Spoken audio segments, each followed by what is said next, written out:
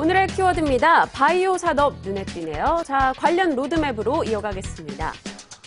종목이 많네요. 오늘 메디톡스, 차바이오엔 그리고 시젠이 보이고 있고요. 역시 얼마 전 저희 이야기 나눠봤죠. 황우석 박사도 있습니다. 고령화 사회에 더 주목받고 있는 게 바이오 산업이고요. 이 부작용 걱정도 많아요. 그리고 피부도 라이프로 올라와 있네요.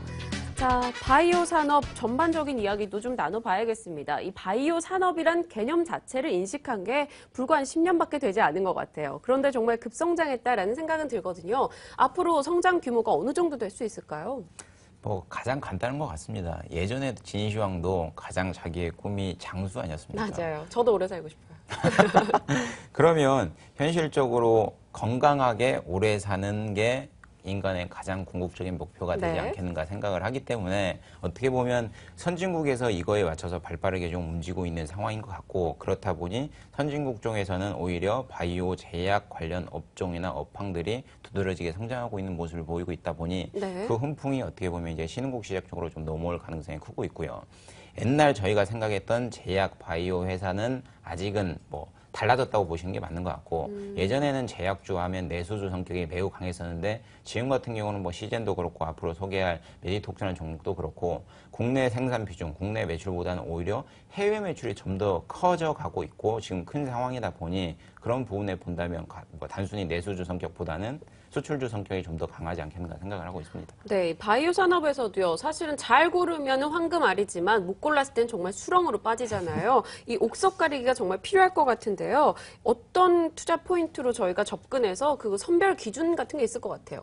일단은 바이오 업종뿐만 아니라 재투자 판단은 어떻게 서냐면 적자가 나고 있는 기업은 투자를 하지 않습니다. 아, 그런가요? 코스닥, 거래소 다 합쳐가지고 적자, 흑자 이 문제가 아니라 쉽게 말해서 돈을 벌어야죠. 돈을 벌어야지 기업인 거고 그거에 대한 주주 환원을 해야지만 어떻게 보면 괜찮은 기업인데, 매출이 점진적으로 증가되고 있는 기업을 찾으셔야지 적자인데 일상이 통과해서 2상이 통과해서 3상이 통과해서 주가가 급등한다. 그래서 이런 종목을 따라서 사시겠다. 이거는 투자가 아니고 투기가 되지 않겠는가 생각을 하고 있기 때문에 단순히 종목을 선별할 때 오히려 적자에서 흑자로 돌아서는 털어나온다는 기업이 상승폭은 클지언정 그런 투기 성향을 조금 버리시고 안정적으로 종목을 선별하시는 게 좋다고 보고 있습니다. 네, 단순 기대감보다는 일단 정확히 실체가 있는, 가시화되고 있는 부분을 보고 움직이자라고 하셨네요. 자, 그럼 옥석 가리기 선별하기에 앞서서 일단 바이오 산업에 속해 있는 종목들 어떤 게 있을지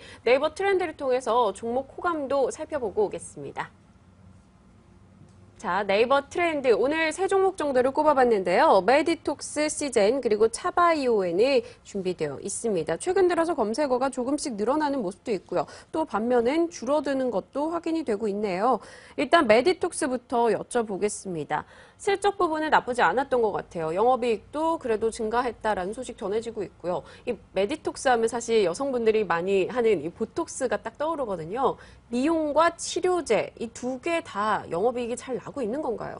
치료 목적은 메디톡스 같은 경우는 영업이익이 정확히 말하면 매출이 많이 나고 있는 상황은 아닙니다. 현실적으로 말씀드리면 이제 그 보톡스 관련해가지고 전 세계적으로 가장 대표적인 회사가 엘러간 회사인데 시총이 33조 정도 되죠. 이 회사 같은 경우는 매출의 60% 이상이 치료 목적으로 사용을 하고 있습니다.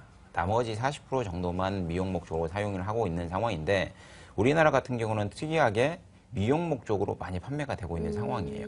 흔한 예로 강남역에 가보면 요즘은 예전에는 여자친구들끼리 만날 때는 커피숍에서 많이 기다리는데 요즘은 보톡스 같은 게 한 번 맞는데 5만 원, 3만 원 이러니까 야 어디로 와, 나 보톡스 한 대 맞고 있을게. 이런 미팅 자세가 많다 그만큼 보니 보편화됐다는 거네요. 그렇죠. 좀 대중화돼 있고 가격적인 측면에서도 예전에 비해서 많이 떨어져 있는 상황이다 보니 어떻게 보면 조금 더 편하게 접근할 수 있지 않겠는가라고 생각을 하고 있습니다. 네, 그럼 메디톡스죠. 지금 투자 포인트 얘기를 해주셨는데 매매 가격은 어느 정도 되신지 목표가 좀 말씀해 주실 수 있나요? 일단 메디톡스에 대해서 제가 너무 이렇게 쉽게 설명을 좀 드린 것 같으니까 좀 구체적으로 좀 설명을 드리면, 메디톡스가 지금 시총이 9,200억 정도 됩니다. 오늘 좀 빠지니까 9,100억, 150억 왔다 갔다 하는 상황인 것 같은데, 2014년 기준으로 본다면 단기 순이익이 한 1,000억 정도 이상 나올 거라고 보고 있습니다. 이미 엘러건사에서 그 기술 이전료로 6,500만 불이 들어왔고요. 우리나라 들어왔지만 700억 정도 되죠. 3분기에 1,000만 불 이상이 더 들어오니 그것만 따지더라도 한 800억 정도 된 상황이고 네. 그리고 작년 영업이익 기준이 한 150억 정도 났는데 매년 20% 이상 성장하는 것을 좀 보면 올해는 영업이익 기준으로는 200억 이상 미니멈 나오지 않겠는가. 그러면 과연 시총 1조도 안 되는 시총 9천억짜리 회사가 영업이익이 9천억이 나온다. 당기순이익이 9천억이 나온다.